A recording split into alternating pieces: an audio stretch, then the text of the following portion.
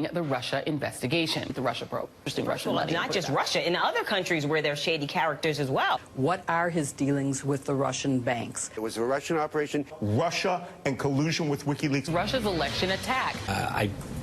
Russia probably interfered. I think it was Russia. The Russian government, Russian President Vladimir Putin, for deterring or punishing Russia, how to catch a Russian spy. The Russians did meddle in the election. Meddling by Russia, I mean, that's what I read into it. That this is a that Russia was actively interfering. Further Russia's aim, Russia waged a campaign in the Russian government for Russia to undermine democracies. We mentioned Russia, so we should note that. On the Russia period with remorse. That the Russians were very much targeted, that the Russians launched against them. The Russians have really, gotten one up on us. Russian campaign, Russian hackers, serious infrastructure vulnerabilities that now the Russians are going to be using. The Russians are attempting to interfere in the election. Russia's trying to interfere. Protecting our voting system from the Russians. From the Russians.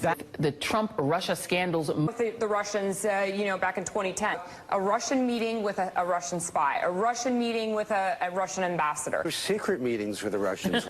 Meeting with the head of a Russian bank tied to the, FSB, the Russian intelligence service, but the Russian investigators And the Russian connections. The secret meeting with Russian bankers, if they're talking about getting rid of lifting sanctions on Russian banks. Russian investors to Trump Tower in Russia. Russia's one of the hottest places in the world. Felix and the Russians, the Russian-born son of the reputed head of the Russian mob in New York, a Russian oligarch operation. That the Russian government interfered in the 2016 elections. Even in Russia. We've been through all of this in Russia.